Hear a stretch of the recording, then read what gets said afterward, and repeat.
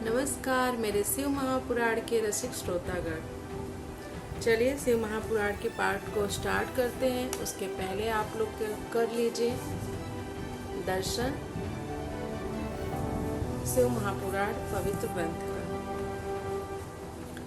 कर्पूर गौरम करुणावतारम संसार सारम भुजगेन्द्रहारं सदा वसन्तं हृदयारविन्दे भवं भवानी सहितं नमामि। हमारा आज शिव महापुराण के विद्येश्वर संहिता में पाठ संख्या है पंचदशो अध्याय यानी 15वां अध्याय और पाठ का नाम है देश काल पात्र और दान आदि का विचार। तो चलिए पाठ को करते हैं स्टार्ट। ऋषिगण बोले, समस्त पदार्थों के ज्ञाताओं में श्रेष्ठ हे सूत जी, अब आप क्रमशः देश काल आदि का वर्णन करें। सूत जी बोले, हे महर्षियों, देव यज्ञ आदि कर्मों में अपना शुद्ध गृह समान फल देने वाला होता है, अर्थात अपने घर में किए हुए देव यज्ञ आदि शास्त्रोक्त कर्म फल को सम मात्रा में देने वाले होते हैं। गौशाला का स्थान घर की अपेक्षा 10 गुना फल देता है। जलाशय का तट उससे भी 10 गुना महत्व रखता है तथा जहाँ बेल, तुलसी एवं पीपल वृक्ष का मूल निकट हो वह स्थान जलाशय से भी 10 गुना अधिक फल देने वाला होता है। देवालय को उससे भी 10 गुना महत्व का स्थान जानना चाहिए। तीर्थ भूमि का तट देवालय से भी 10 गुना महत्व रखता है और उससे 10 गुना श्रेष्ठ है नदी का किनारा। उससे 10 गुना उत्कृष्ट है तीर्थ नदी का तट और उससे भी 10 गुना महत्व रखता है सप्तगंगा नामक नदियों का तीर्थ। गंगा, गोदावरी, कावेरी, ताम्रपर्णी, सिंधु, सरयू और नर्मदा, इन 7 नदियों को सप्तगंगा कहा गया है। समुद्र के तट का स्थान इनसे भी 10 गुना अधिक पवित्र माना गया है और पर्वत के शिखर का प्रदेश समुद्र तट से भी 10 गुना पावन है। सबसे अधिक महत्व का वह स्थान जानना चाहिए जहाँ मन लग जाए। यहाँ तक देश का वर्णन हुआ। अब काल का तारतम्य बताया जाता है। सतयुग में यज्ञ, दान आदि कर्म पुण्य फल देने वाले होते हैं, ऐसा जानना चाहिए। त्रेता युग में उसका 3/4 फल मिलता है। द्वापर में सदा आधे ही फल की प्राप्ति कही गई है। कलयुग में 1/4 ही फल की प्राप्ति समझनी चाहिए और आधा कलयुग बीतने पर उस फल में से भी 1/4 कम हो जाता है। शुद्ध अंतःकरण वाले पुरुष को शुद्ध एवं पवित्र दिन सम फल देने वाला होता है। हे विद्वान ब्राह्मणों, सूर्य संक्रांति के दिन किया हुआ सत्कर्म पूर्वोक्त शुद्ध दिन की अपेक्षा 10 गुना फल देने वाला होता है। यह जानना चाहिए उससे भी 10 गुना अधिक महत्व उस कर्म का है जो विषुव नामक योग में किया जाता है। एक ज्योतिष के अनुसार वह समय जब सूर्य विषुव रेखा पर पहुंचता है और दिन तथा रात दोनों बराबर होते हैं। यह वर्ष में 2 बार आता है। एक तो सौर चैत्र मास की 9वीं तिथि या अंग्रेजी में 21 मार्च को और दूसरा अश्विनी की 9वीं तिथि और अंग्रेजी में ये है 22 सितंबर को होता है और 22 सितंबर को होता है विश्व पर सूर्य विषुव रेखा पर पहुंचता है। तो इसमें ये कह रहे हैं कि उससे भी 10 गुना अधिक महत्व उस कर्म का है जो विषुव नामक योग में किया जाता है। तो विषुव योग आप समझ सकते हैं 21 मार्च को होता है और 22 सितंबर को होता है। दक्षिणायन आरंभ होने के दिन अर्थात कर की संक्रांति में किए हुए पुण्य कर्म का महत्व विषुव से भी 10 गुना अधिक माना गया है। उससे भी 10 गुना अधिक मकर संक्रांति में और उससे भी 10 गुना अधिक चंद्र ग्रहण में किए हुए पुण्य का महत्व है। सूर्य ग्रहण का समय सबसे उत्तम है। उसमें किए गए पुण्य कर्म का फल चंद्र ग्रहण से भी अधिक और पूर्ण मात्रा में होता है। इस बात को विद्वान पुरुष जानते हैं। जगत रूपी सूर्य का राहु रूपी विष से संयोग होता है। इसलिए सूर्य ग्रहण का समय रोग प्रदान करने वाला है।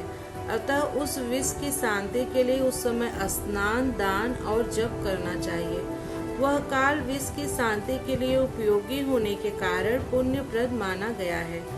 जन्म नक्षत्र के दिन तथा व्रत की पूर्ति के दिन का समय सूर्य ग्रहण के समान ही समझा जाता है, परंतु महापुरुषों के संग का काल करोड़ों सूर्य ग्रहण के समान पावन है, ऐसा ज्ञानी पुरुष मानते हैं। तपोनिष्ठ योगी और ज्ञान निष्ठ यति ये पूजा के पात्र हैं, क्योंकि ये पापों के नाश में कारण होते हैं। जिसने 24 लाख गायत्री का जप कर लिया हो वह ब्राह्मण भी पूजा का पात्र है। उसका पूजन संपूर्ण फलों और भोगों को देने में समर्थ है, जो पतन से त्राण करता अर्थात नरक में गिरने से बचाता है। उसके लिए इसी गुण के कारण शास्त्र में पात्र शब्द का प्रयोग होता है। वह दाता को पाप से त्राण प्रदान करने के कारण पात्र कहलाता है।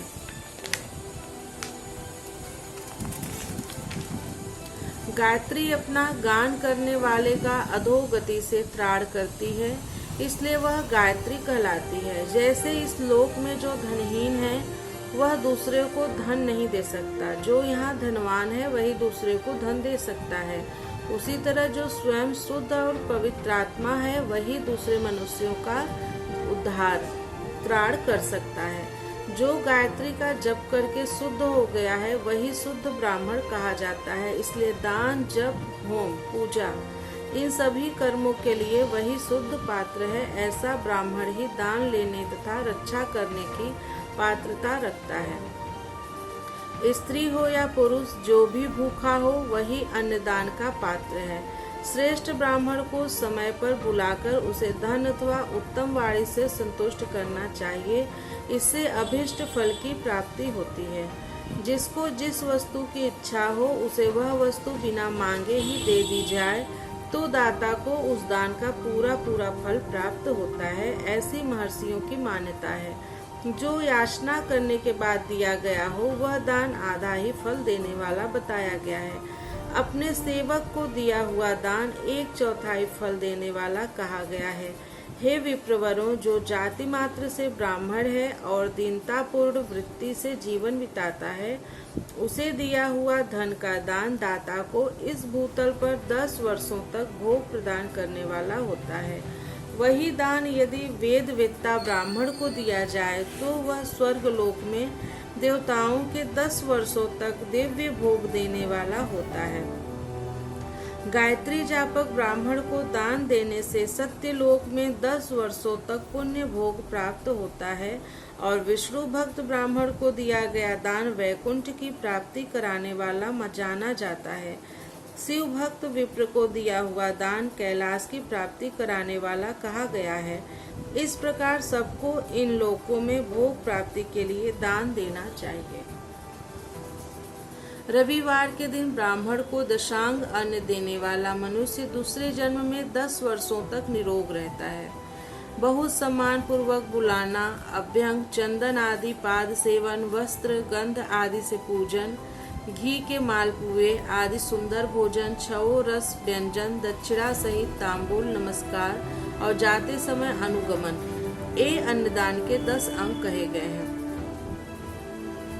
10 ब्राह्मणों को रविवार के दिन दशांग अन्न का दान करने वाला 100 वर्ष तक निरोग रहता है। सोमवार आदि विभिन्न वारों में अन्न दान का फल उन वारों के अनुसार दूसरे जन्म में इस पृथ्वी लोक में प्राप्त होता है, ऐसा जानना चाहिए। 7 वारों में 10-10 ब्राह्मणों को दशांग अन्नदान करने से 100 वर्ष तक आरोग्य आदि फल प्राप्त होते हैं। इस प्रकार रविवार के दिन ब्राह्मणों को अन्नदान करने वाला मनुष्य 1000 वर्षों तक शिवलोक में आरोग्य लाभ करता है। इसी प्रकार 1000 ब्राह्मणों को अन्नदान करके मनुष्य 10,000 वर्षों तक आरोग्य भोग करता है। विद्वान को सोमवार आदि दिन के विषय में भी ऐसा ही जानना चाहिए। रविवार को गायत्री जप से पवित्र अंतःकरण वाले 1000 ब्राह्मणों को अन्नदान करके मनुष्य सत्य लोक में आरोग्य आदि भोगों को प्राप्त करता है। इसी प्रकार 10,000 ब्राह्मणों को दान देने से विष्णु लोक में ऐसी प्राप्ति होती है और 1,00,000 ब्राह्मणों को अन्न दान करने से रुद्र लोक में भोग आदि की प्राप्ति होती है। विद्या की कामना वाले मनुष्यों को ब्रह्म बुद्धि से बालकों को दशांग अन्न का दान करना चाहिए। पुत्र की कामना वाले लोगों को विष्णु बुद्धि से युवकों को दान करना चाहिए और ज्ञान प्राप्ति की इच्छा वालों को रुद्र बुद्धि से वृद्ध जनों को दान देना चाहिए। इस प्रकार बुद्धि की कामना करने वाले श्रेष्ठ मनुष्यों को सरस्वती बुद्धि से बालिकाओं को दशांग अन्न का दान करना चाहिए। सुख भोग की कामना वाले श्रेष्ठ जनों को लक्ष्मी बुद्धि से युवतियों को दान देना चाहिए। आत्मज्ञान की इच्छा वाले लोगों को पार्वती बुद्धि से वृद्धा स्त्रियों को अन्नदान करना चाहिए। ब्राह्मण के लिए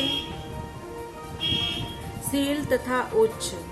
अब आप जान लीजिए सील और उच्च क्या होता है। किसान द्वारा खेत में बोए हुए अन्न को काट कर ले जाने के बाद उनसे गिरे हुए एक एक दाने को दोनों अंगुलियों से चुनने उठाने को उच्च कहते हैं तथा उस खेत में एक एक बाल धान के गुच्छों को चुनने को सील कहते हैं। उच्च मनुस्मृति के टीकाकार आचार्य श्री राघवानंद जी ने बाजार आदि में क्रय विक्रय के अनंतर गिरे हुए अन्न के दानों को चुनने को उच्च और खेत कट जाने के बाद खेत में पड़े हुए धान्य आदि की बालों को बिनना सील कहा है। तो ब्राह्मण के लिए सील तथा उच्च वृत्ति से लाया हुआ और गुरु दक्षिणा में प्राप्त हुआ अन्न धन शुद्ध द्रव्य कहलाता है। उसका दान दाता को पूर्ण फल देने वाला बताया गया है।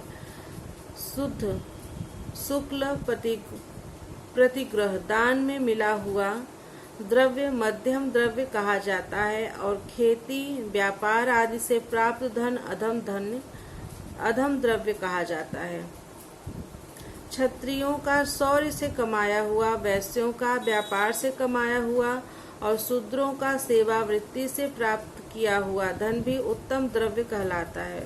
धर्म की इच्छा रखने वाली स्त्रियों को जो धन पिता एवं पति से मिला हुआ हो उनके लिए वह उत्तम द्रव्य है। गौ आदि 12 वस्तुओं का चैत्र आदि 12 महीनों में क्रमशः दान करना चाहिए अथवा किसी पुण्य काल में एकत्रित करके अपने अभीष्ट प्राप्ति के लिए इसका दान करना चाहिए। गौ, भूमि, तिल, सुवर्ण, घी, वस्त्र, धान्य, गुड़, चांदी, नमक, कोहड़ा और कन्या ये ही वे 12 वस्तुएं हैं।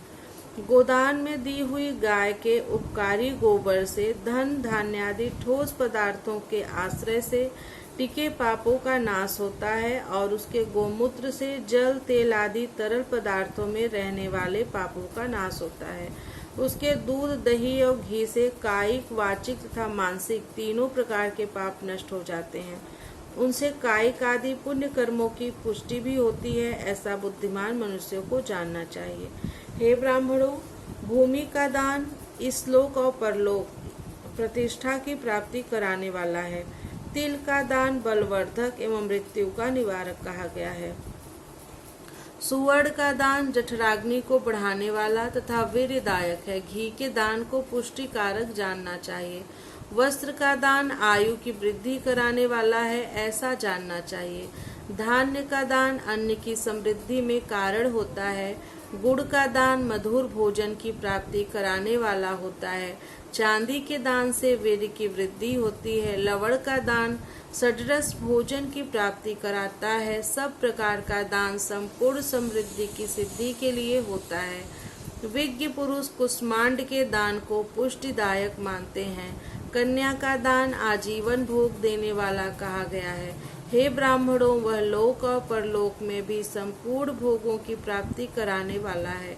कटहल, आम, कैथ आदि वृक्षों के फल, केला आदि औषधियों के फल तथा जो फल लता एवं गुल्मों से उत्पन्न हुए हों, मुष्ट आवरण युक्त फल जैसे नारियल, बादाम आदि, उड़द मूंग आदि दालें, साग, मिर्च, सरसों आदि, तेल, मसाले और ऋतुओं में तैयार होने वाले फल समय समय पर बुद्धिमान व्यक्ति द्वारा दान किए जाने चाहिए।